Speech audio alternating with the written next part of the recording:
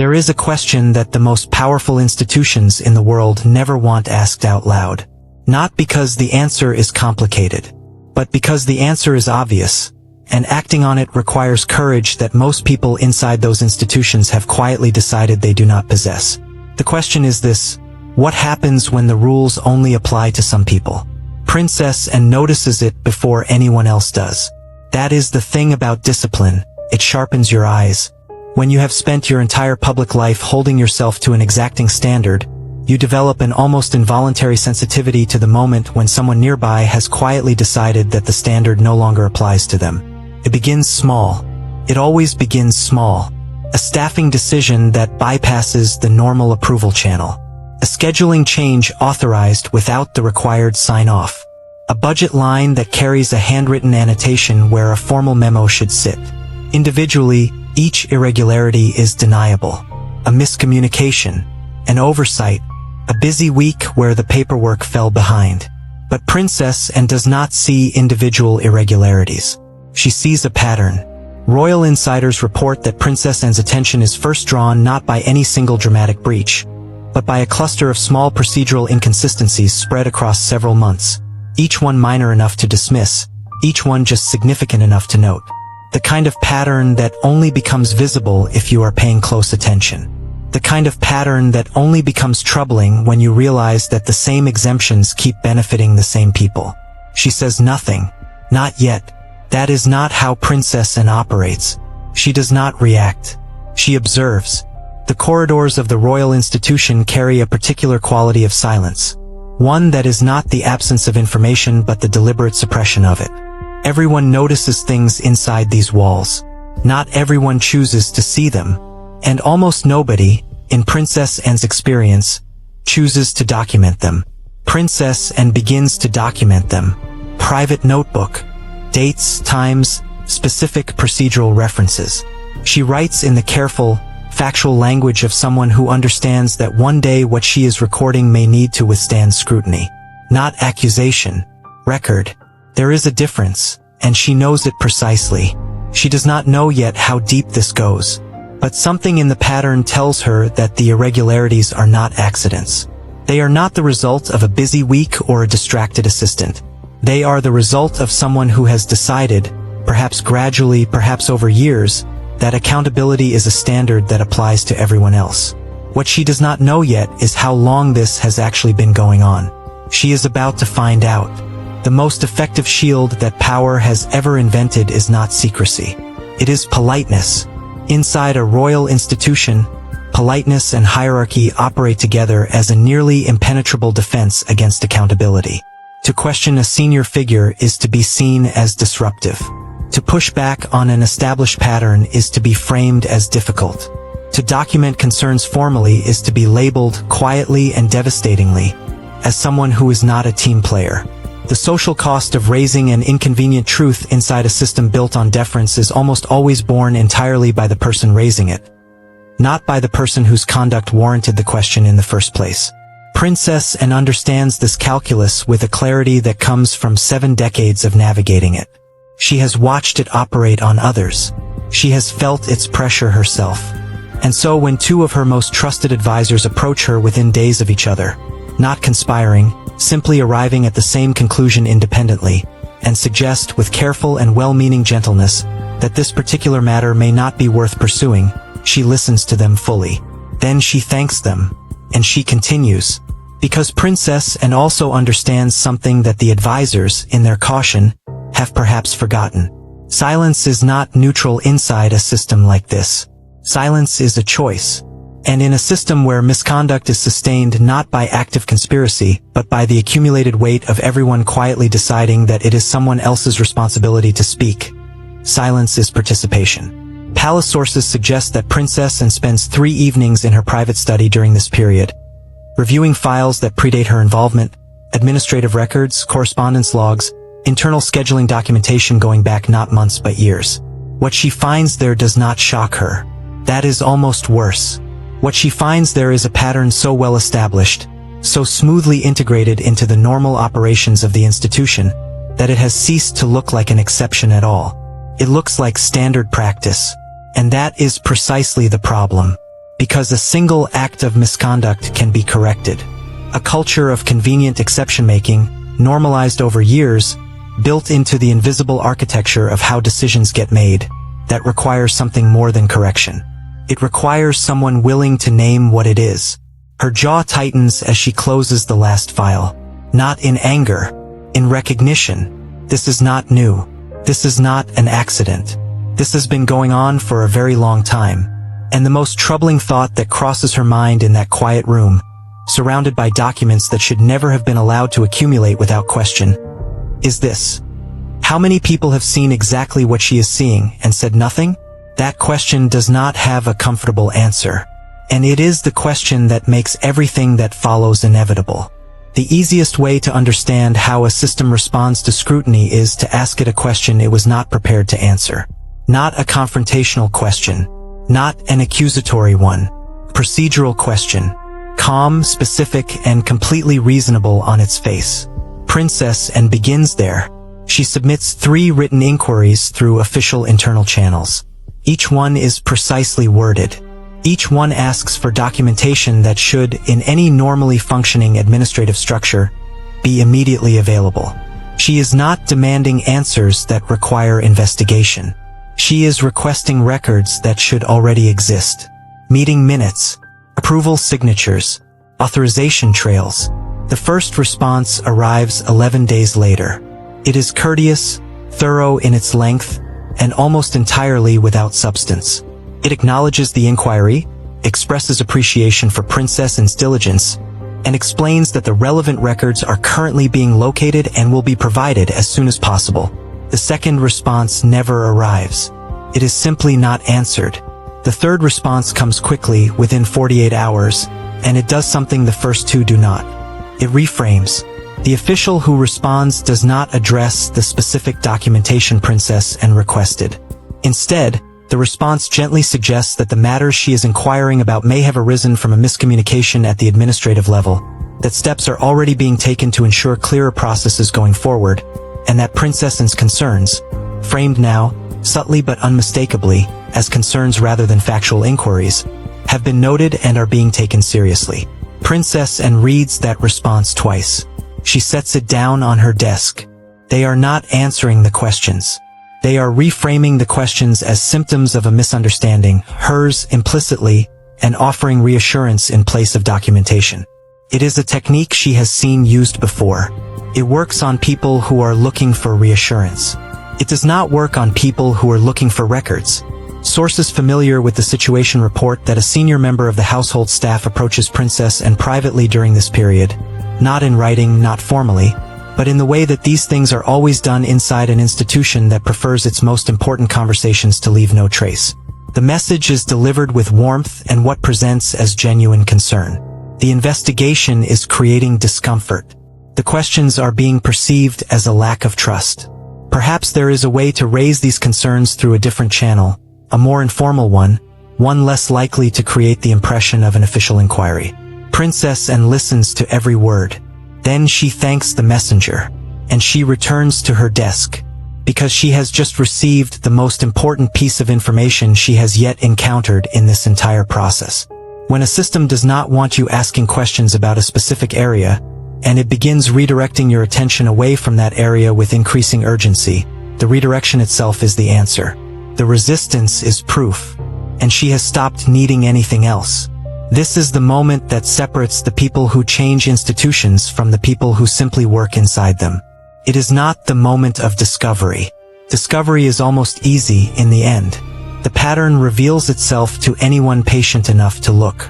It is not even the moment of decision, because the decision, in Princess Anne's case, has been made with the quiet finality of someone who made it years before it was ever required. The hardest moment is this one. The one that comes after the system has pushed back. The one where every rational calculation says, "You have made your point, you have raised the flag, no one can say you did not try. Stop here." The reputational cost of continuing is real. Princess Anne is not naive about this. To pursue a formal internal inquiry against the resistance of people who hold institutional influence is to accept a certain kind of social isolation, the cold politeness that replaces warmth, the meetings where the temperature drops by several degrees the moment you enter, the subtle realignment of alliances that happens when powerful people feel themselves under scrutiny. She has watched this happen to others. She knows what it costs. She sits with her private notes late one evening, the accumulated record of 6 months of observation, 3 unanswered inquiries, 1 carefully orchestrated deflection, and years' worth of files that should have raised questions long before now. The lamp on her desk casts a narrow circle of light over the pages. Outside, the institution continues its dignified routines as though none of this is happening, as though the ground beneath its carefully maintained surfaces is entirely solid. Princess Anne looks at the notes for a long time. She thinks about every person inside this institution who has seen a version of what she has seen, who has noticed a budget line that didn't add up, a decision that bypassed procedure, a pattern that felt convenient for the wrong people at the wrong time. She thinks about the ones who decided rationally, understandably, at a real cost to themselves, that the risk of speaking was greater than the cost of silence. She thinks about what that accumulated silence has built year by year, until it became the normal architecture of how this place operates. And she thinks about what it means to be the person who can see all of this clearly, who has the standing and the institutional knowledge to do something about it, and who chooses not to. That thought settles something inside her. Firmly, without drama. If you have ever seen something wrong inside a system and felt the full weight of pressure to stay quiet, this story is for you. Like the video, if you believe integrity still matters, even when it costs something. She pulls the notebook toward her. She opens to a fresh page, and she begins drafting the outline of something she has known, for some time now, is the only appropriate next step. A formal inquiry, filed through official channels. On the record, irreversible. She does not rush. She is not acting from anger. She is acting from the cold clarity of someone who has thought this through completely and arrived at the only conclusion that she can live with. This is where Princess Anne's approach becomes something that the people on the other side of this story will never fully understand until it is too late. She does not go outside the institution. She does not speak to the press. She does not confide in allies who might widen the circle of knowledge before the moment is right. She does not issue warnings or signals or any of the informal gestures that powerful people typically use when they want someone to know that pressure is coming. She goes deeper into the institution's own procedures. She studies them, every formal mechanism available to a senior royal for raising conduct concerns internally, every precedent for the appointment of an independent review body, every procedural rule governing how such a request must be submitted, who must receive it, what the required response timeline is, and, most critically, what happens if the required response is not provided. Palace sources say Princess Anne spends several weeks in this preparation phase, consulting with a small number of people whose discretion is absolute and whose knowledge of institutional procedure is extensive. She asks questions that are not yet about the substance of what she has found. They are about process, about structure, about how to file something that cannot be quietly redirected into an informal conversation and made to disappear, because that is the genius of the move she is preparing. The people who have managed the situation until now have relied entirely on the informality of the institution's culture, the preference for private conversation over written record, for gentle redirection over direct response, for the warm assurance that things are being handled over any documentation that things have actually been handled. Every deflection she has received has depended on the assumption that she would accept a conversation in place of a record. Princess Anne is not going to accept a conversation in place of a record. When the formal request for an internal investigation is submitted, it is submitted through the precise official channel that the institution's own governance documents require. Every required piece of supporting documentation accompanies it. Every procedural box is ticked. Every signature is in place. She reviews it one final time before submitting. It is clean. It is correct. It is, in every formal sense, exactly what the institution's own rules demand should happen when concerns of this nature reach this threshold. Her hand is steady as she signs her name at the bottom. She does not feel triumph. She feels something quieter than that. She feels the specific weight of a decision that has been made correctly. The moment the formal request is submitted, it enters the institutional record, cannot be unsubmitted, cannot be redirected into an informal conversation, cannot be made to disappear. The investigation is formally approved within 72 hours. Because the institution's own rules require that it must be. Everything that follows will be different from everything that came before. The people inside that building who have been comfortable for a very long time are about to become very uncomfortable. They just don't know it yet. The moment an institution stops operating on conversations and starts operating on records, everything changes. It is not dramatic. That is the first thing to understand. There is no announcement, no confrontation in a corridor, no scene. What changes is the atmosphere, and atmosphere, inside a place built on centuries of careful performance, is everything. Meetings that were once conducted with the relaxed confidence of people who have never had to account for their decisions in writing suddenly carry a different quality. Royal insiders report that within days of the formal investigation being approved, the tenor of internal gatherings shifts perceptibly. People who once spoke freely about administrative matters now choose their words with a precision that was not previously visible. Decisions that once moved through informal approval channels are suddenly being routed through official documentation processes that have technically always existed but have not, for some time, been meaningfully used. Paper trail is being created, and everyone who operates inside this institution knows what a paper trail means. It means that the comfortable distance between how things are actually done and how things are officially supposed to be done, a distance that has been quietly maintained for years, perhaps longer, is about to be measured. Precisely, by people whose job it is to measure it. The investigators assigned to the formal inquiry are not outsiders. They are internal. That is significant. Internal investigators know where to look. They know which records should exist and which records are conspicuously absent. They know the difference between an administrative gap that results from oversight and an administrative gap that results from the deliberate avoidance of documentation. They know, in other words, when something has been structured to leave no trace, and they know that the absence of a trace is itself a kind of trace. Sources familiar with the inquiry process report that the initial phase of documentation review surfaces several decisions spanning multiple years where the paper record does not align with the official account of how those decisions were made. Not scandalously, not in ways that suggest any single dramatic act of wrongdoing, but in ways that reveal a consistent pattern. A culture built over time of choosing convenience over procedure when procedure was inconvenient for the people with the most power to enforce it. Long-buried choices begin surfacing. Decisions that were made in private conversations and never committed to paper, because committing them to paper would have required a level of formal authorization that nobody wanted to seek.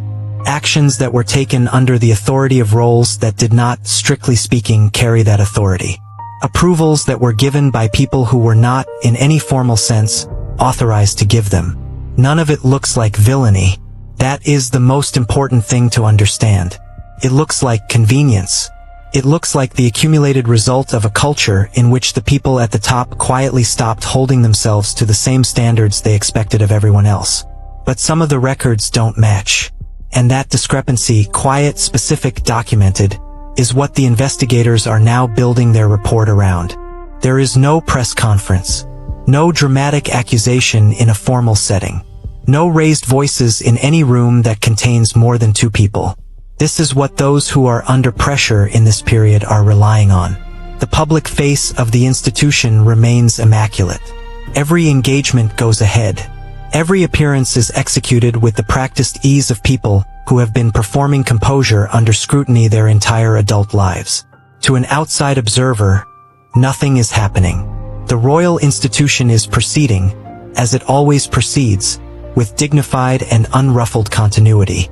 Inside, the pressure is everywhere. It moves through the building the way cold moves through a room. Not through any single point of entry, but through every crack and gap simultaneously, until you feel it in the air before you can name where it is coming from. Princess and Sources report begins experiencing a form of social recalibration that anyone who has ever challenged power inside a closed institution will immediately recognize. The warmth in certain interactions is withdrawn. Conversations that once flowed easily become brief and formal. People who have known her for decades and greeted her with genuine affability suddenly discover a pressing need to be elsewhere. It is not hostility. Hostility would be easier to manage.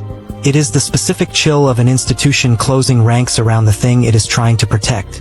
and doing so with the exquisite plausible deniability that comes from performing the closing of ranks as nothing more than professionalism. Princess Anne does not miss a single public appearance. She does not alter her schedule by a single engagement. She is warm with the people she has always been warm with. She is direct with the people she has always been direct with. Her posture does not change.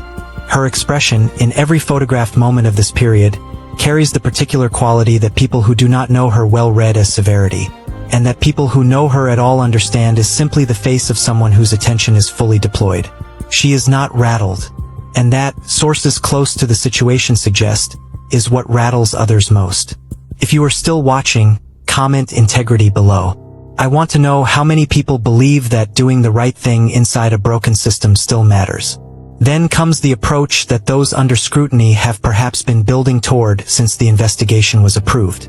A senior figure requests a private meeting with Princess Anne. The message, conveyed through an intermediary, is framed with every courtesy at the institution's considerable disposal. The inquiry, it is suggested, is creating tension that serves no one. It is damaging unity at a moment when unity is paramount. Perhaps there is a way to bring this process to a quieter conclusion, one that addresses the concerns that have been raised without the formality of a full documented finding. Princess Anne attends the meeting. She listens to every word. Then she says, "The inquiry will proceed." She does not elaborate. She does not negotiate. She does not explain her reasoning to someone who already knows her reasoning and is simply hoping that the social pressure of the conversation will do what the procedural deflections could not. She stands, thanks the senior figure for their time, and leaves the room. The inquiry will proceed, and everyone in that building now knows it. The final report does not arrive with drama. It arrives as documents always arrive in institutions like this, quietly, formally, delivered through the appropriate channel to the appropriate office, its physical presentation indistinguishable from any other internal administrative correspondence. But its contents are not indistinguishable from anything that has arrived in that office for a very long time. Multiple witnesses involved in the process confirm that what the investigators compile is not a catalog of villains. That is the nuance that most people outside this process will never fully understand.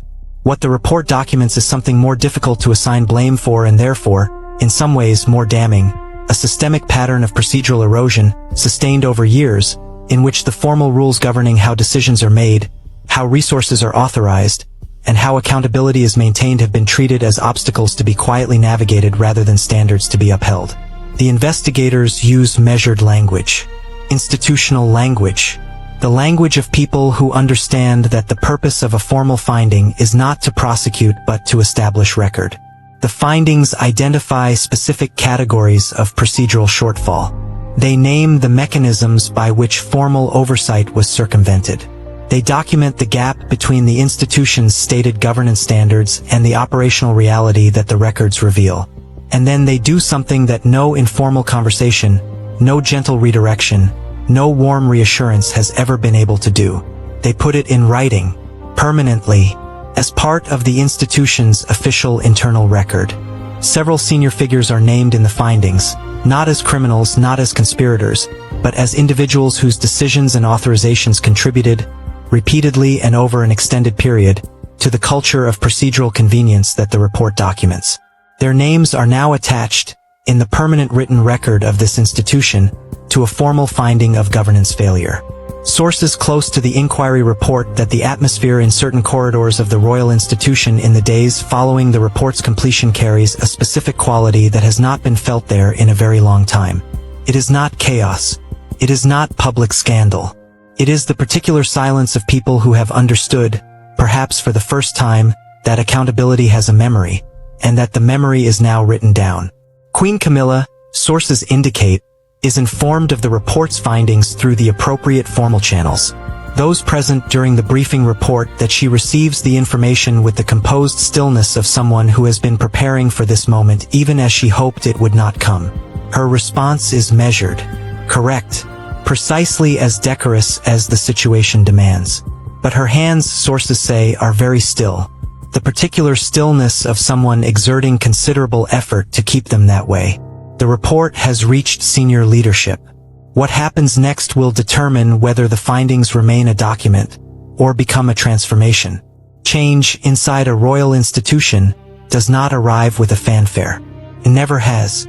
The monarchy has survived for centuries not because it announces its transformations but because it executes them, quietly, thoroughly, and in a way that makes what came before seem, in retrospect, like an aberration rather than a norm.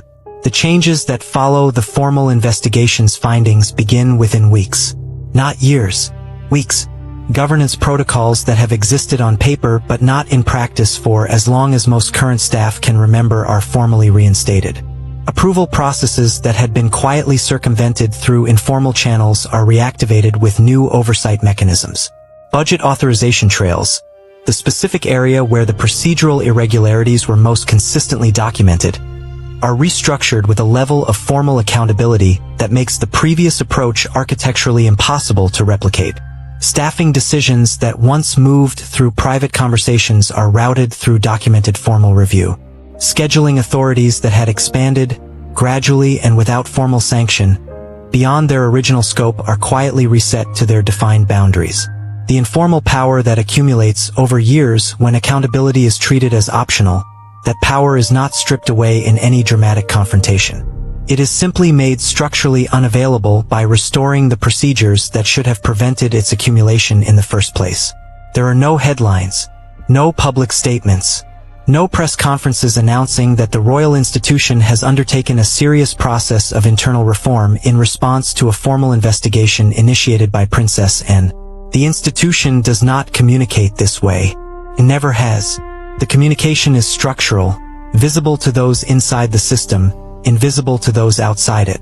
Palace sources suggest that very few people beyond those directly involved in the investigation will ever know precisely what happened, who initiated the process, or what the findings contained. The documentation exists. It will remain in the institutional record. But the institutional record is not, by nature, public.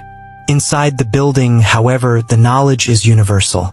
Every person who navigates the revised governance structure in the months that follow understands, without being told explicitly, what the structure is responding to. Every meeting conducted under the reinstated formal protocols carries, in its very formality, the echo of what made that formality necessary. Every signature required in a place where previously no signature was sought is a small, daily reminder that someone decided the old way was not acceptable, and did something about it. Nobody says her name out loud in these contexts. They don't need to. There is a version of this story that is about royalty, about the specific personalities and relationships and accumulated tensions inside one of the world's most watched institutions. That version is interesting. It is the version that draws the clicks and holds the attention and generates the comments. But there is another version of this story that is about every institution that has ever existed.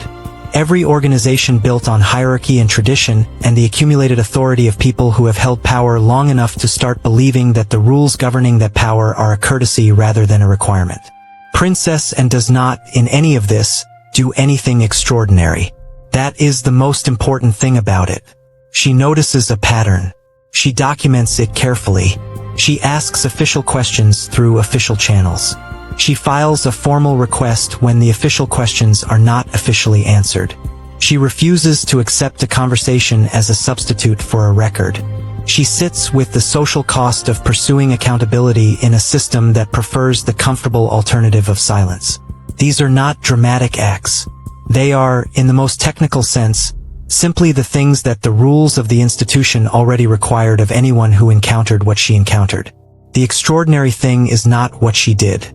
The extraordinary thing is that she is among a very small number of people inside that system who chose to do it. Real leadership, the kind that actually changes things rather than simply managing the appearance of things, is almost always quiet. It rarely performs.